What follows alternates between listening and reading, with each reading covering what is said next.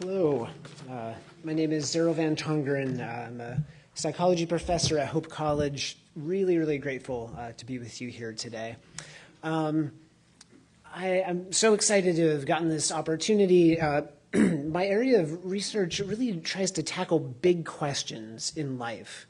You know, things like meaning, why are we religious, humility, things that you're supposed to talk about at parties, right? That in politics. So when I got the invitation, I thought, well, goodness, this seems kind of right up my alley. So I wanted to just start off with a note of gratitude, saying I'm very grateful to be here. Recently, for the past 6, 7, 8 years, I've been studying why people are leaving religion. And so I'm going to talk a little bit about this process of religious change, but I'm going to also contextualize it with another line of research I do around humility.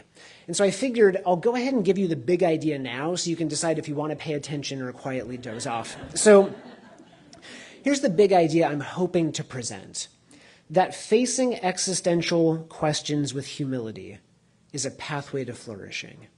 So facing existential questions with humility is a pathway to flourishing. So we're living right now in a time of considerable religious change, something that I call the Great Disillusionment. And so a lot of sociologists and people who are conducting large-scale polls have noted that in the past 30 years, the percentage of, let's say, Christians have dropped from about 90% to about 63% in the past 30 years.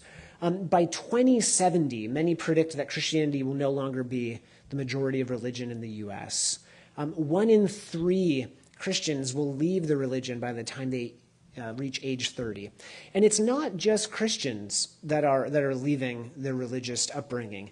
All religious affiliations in the United States are on a decline. And so you might have heard of the rise of the nuns. So these are not the people wearing the black with the rulers. Okay, so the rise of the nuns is when asked, what's your religious affiliation? They say, well, none. I don't have any religious affiliation. About 3/4 of the religious nuns are actually religious duns. That's what we call them, the religious duns. So they're people who have left religion. They walked away from religion. Now, why is it that they left religion? So my colleagues and I have conducted research. We've looked at other people who have conducted research. And we've come up with 4 reasons why people are leaving religion. And we call these the 4 horsemen of religion's apocalypse. So 4 reasons why people might be leaving religion. So the first is what's called cultural stagnation. So people are getting more progressive, but their institutions are stagnating. So if you ask them, why are you leaving? They may say things like, well, I outgrew my religion, or they may give intellectual reasons, or they may say, my church wasn't affirming of LGBTQ folks, and I am, or my church was too fascinated with the patriarchy and sexism and issues around gender, and that's not me. Okay, so one reason they leave is cultural stagnation. Second reason why people leave is because of religious and spiritual abuse and trauma.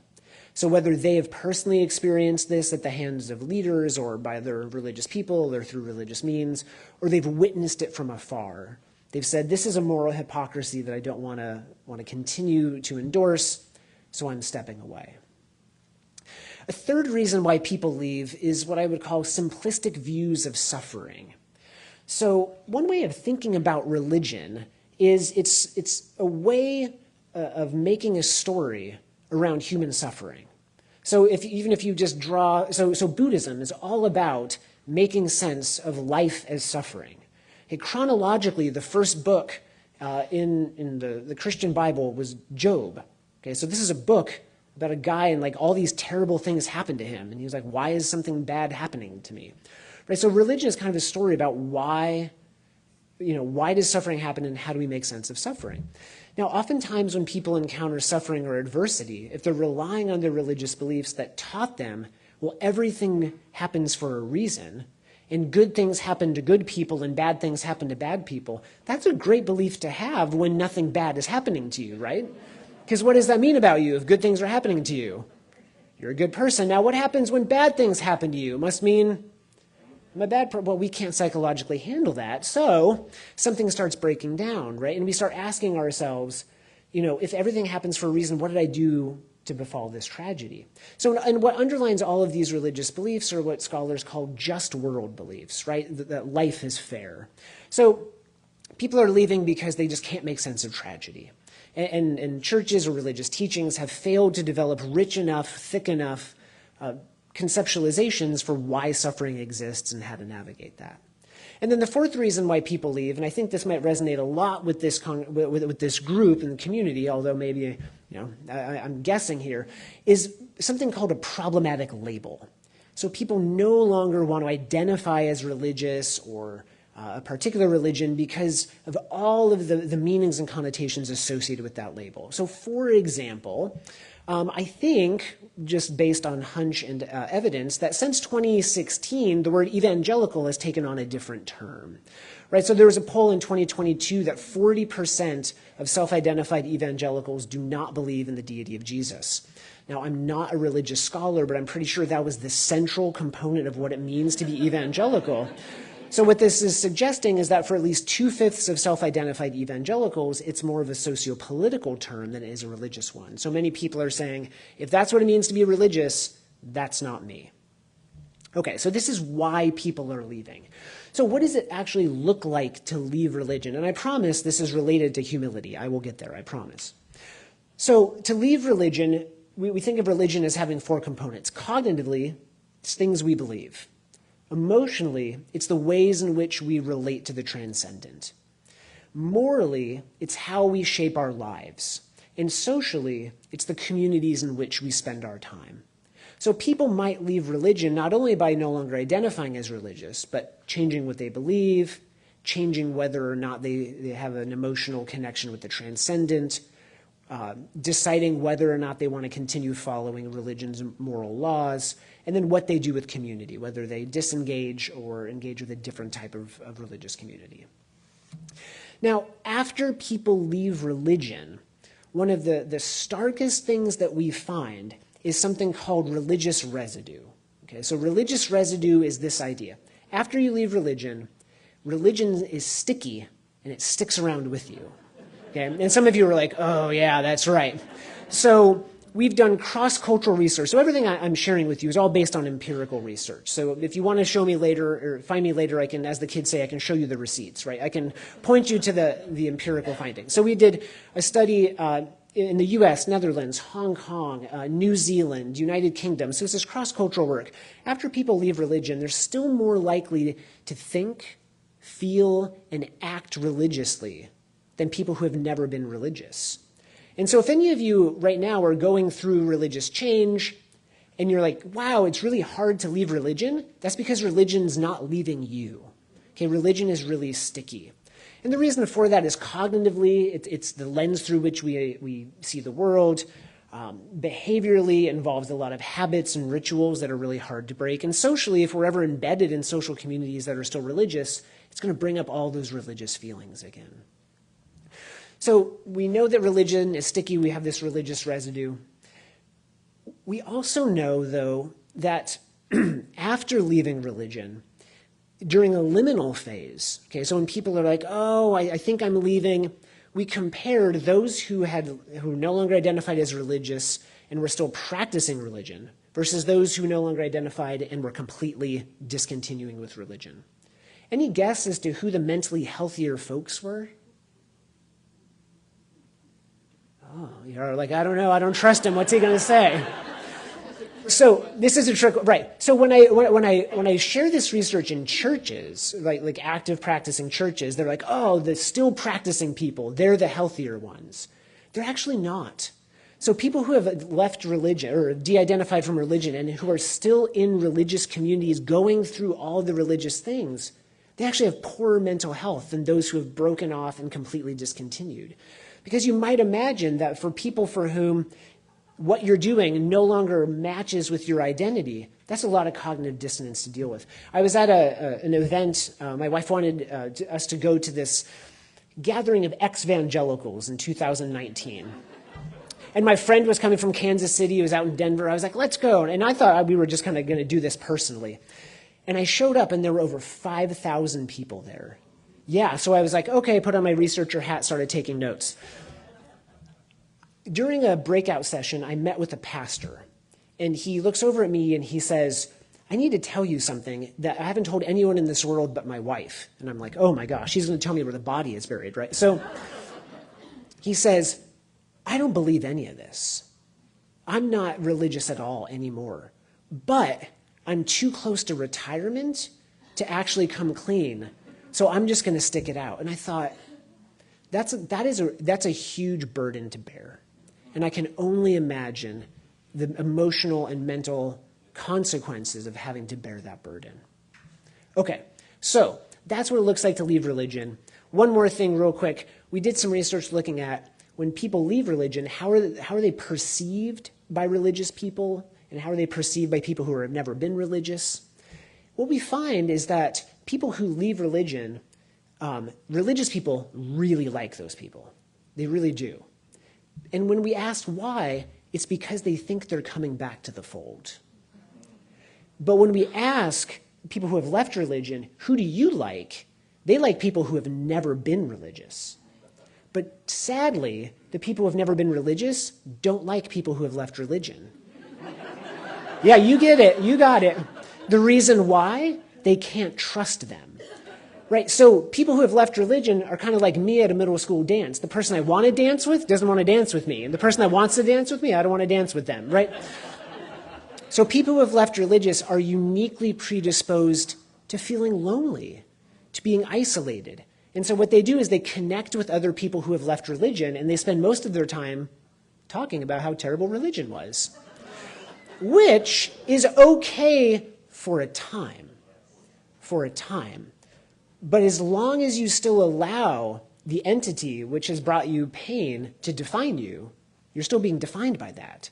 And so the important thing is to move past a deficit identity of, I'm not religious, into a presence identity of, well, what am I? Right? What are all of the great things I am? Okay, so this is the backdrop. What does any of this have to do with humility? Religion has been perfectly designed to answer existential questions. So scholars say there are 5 big existential questions. We'll get super depressed real quick, then we'll come back out of it, I promise. Here are the 5 existential questions that all humans have to answer. The first is what's called groundlessness or freedom. We have to make decisions in a world in which we don't know the answers, but we have to live with the consequences, right? What should my profession be? Whom should I partner if I want a partner? Should we have kids or not, if we can, right? And then you have to live with those consequences. The second big existential concern is that all of us come into, experience the world, and leave the world completely and utterly alone. Okay, I promised you it was going to be depressing. All of us are having different phenomenological experiences. We never know fully what it's like to be someone else. You're wondering how much more depressing I'm going to get. I'm wondering if my jokes are landing. Some of you are wondering what's for lunch. None of us quite know what it's like to be someone else, which is why we always seek the validation of other people. We say, I need you to see me. Do you know that language? I need you to know me. Because what we're saying is, I don't want to be alone in this world. And if you can see me, if you can know me, if you can tell me I'm right, I'm just a little bit less alone. The third is we have to figure out our identity. Who am I? In the pre-talk, this was great. We were talking about essence, core, soul. Do we have those things? What does it mean? Does it change? How do I navigate my identity?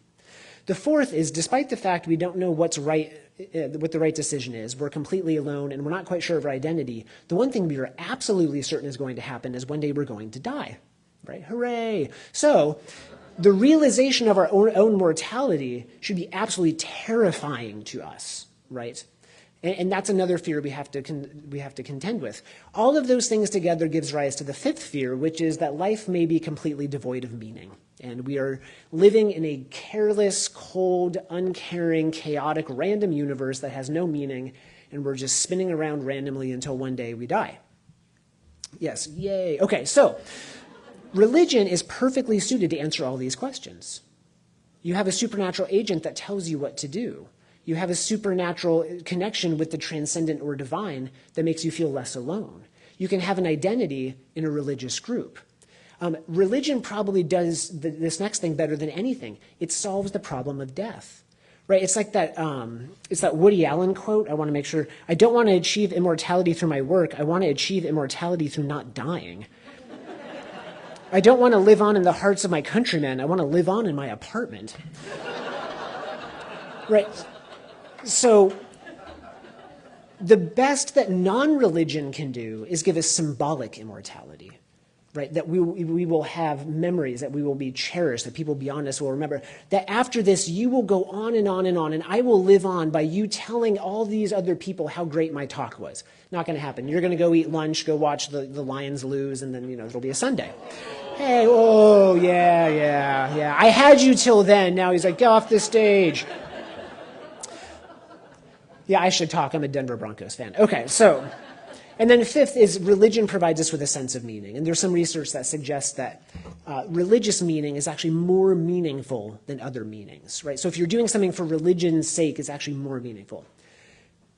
All of those existential concerns should give rise to sufficient enough existential anxiety that we should be absolutely paralyzed with terror all the time. We should be grappling for anti-anxiety and anti-depression medications the size of cantaloupes every morning. But yet we're not. Because what we do is we construct and adhere to cultural worldviews. So cultural worldviews are these systems of meaning that help us make sense of the world and provide us with a feeling of lasting permanence, meaning, and significance. So for many people in the world, and maybe some of you at some point in your life, that may have been religion. If you've left religion, okay, what you face now is what I call the existential chasm. And this is when you're refacing these existential concerns brand new without the structures of religion. But it's very different than if you've never been religious. Okay, so Jean-Paul Sartre has this great story where he talks about he's in a cafe waiting for a friend. And when he's waiting for his friend, it's very different than when he's dining alone. So if he's dining alone, he's sitting by himself, he's eating, he's drinking, he's totally fine. But if he's waiting for a friend, he feels that friend's absence. So if you've been religious and you've held beliefs that used to provide you comfort and you no longer do, you feel their absence. And if you haven't yet developed the requisite skills and abilities to construct this cultural worldview and answers to existential questions, you may be at a loss for how to do that. So my wife is a therapist. You're like, oh, that's how she stays with you. Okay, so my wife's a therapist. She sees a lot of clients undergoing religious change. When they leave, some of her clients have actually said to her, okay, now that I don't believe that, I need to figure out what to believe. What should I believe? And she's like, first of all, I would never tell you that. The second of all, my ethics would preclude me. Third of all, that's for you to decide. Right? So facing these existential questions is the key feature of what it means to be human. So when we feel that anxiety, when we're reminded that we're going to die, when we feel, when we ask questions about the meaningfulness of life, a lot of times what we do is we can get defensive. And we double down on our worldview, and we disagree with other people who have dissimilar worldviews, right? Especially if two of us come into contact and there's a situation of epistemic exclusivity. One of us has to be right, one of us has to be wrong. Who do you think's right and wrong in that situation? I don't know, but it sure isn't me. Right? And so what we do is we denigrate them, we derogate them, we put them down. And if that doesn't work, we try to change their mind. And then if they won't change their mind, we insult them, we tell them they must be ignorant. And if that doesn't work, we resort to ideologically motivated violence to eradicate them and their beliefs. Because those types of things are so threatening to our sense of existential security. All right, what's a possible solution? A possible solution is engaging these existential questions with humility, with admitting we could be wrong. In fact, we talked about this in the pre-talk. All of us are a little bit wrong about everything. We are. And all of us are a lot wrong about some things. We don't like to admit that. And even as I say that, most of us are like, yeah, I know they are and they are, but good thing I'm not. Right? We have to admit we could be wrong. We have to remain open to the possibility that we will change our minds. Because my sense is most of us in here have changed our minds about something really big in the past. It might happen again. So humility and intellectual humility, I would say, is an awareness of the limitations of our own beliefs, what we know, but also what we don't know. It's remaining open and willing to revise our beliefs for sufficiently strong evidence. So believing something until there's sufficiently strong evidence to believe something else. I think that that's a pathway toward flourishing, to seeing those 5 existential concerns not as fears, but as facts. Okay, we may never know whether or not our decisions are right. I can live with that. I can live with the fact that no one will know what it's like to be me. I live with the fact that my identity will continually change, that death is the certainty, and I don't know what the meaning of this life is. Treating those as truths and not as threats. And in some of the initial work that we've done, we found that what I'm suggesting is really, really hard. We don't like to do it, right? It's why ideologically secure and certain worldviews have such psychological appeal, right? It's why we just want someone to tell us what to believe. We want to know what's right and what's wrong. When you can engage with this type of humility, it makes you a better person to other people. You're much more tolerant. You're able to get along with people with whom you disagree. But here's the flip side of that. It's intrapersonally challenging. It creates more anxiety. It creates more uncertainty. You feel a little bit more psychological dis-ease. But the question remains, is it worth it? Right? For you to engage the world in a more open way, might not it be worth it for us to cultivate what I would call an existential distress tolerance, to admit that we could be wrong, to live with the requisite anxiety that comes with realizing we could be wrong, and then remaining open to revise our beliefs around these core questions about life, because we've done it in the past. Chances are we may do it again in the future. So in my mind, engaging these existential concerns with humility is the pathway toward flourishing. Thanks.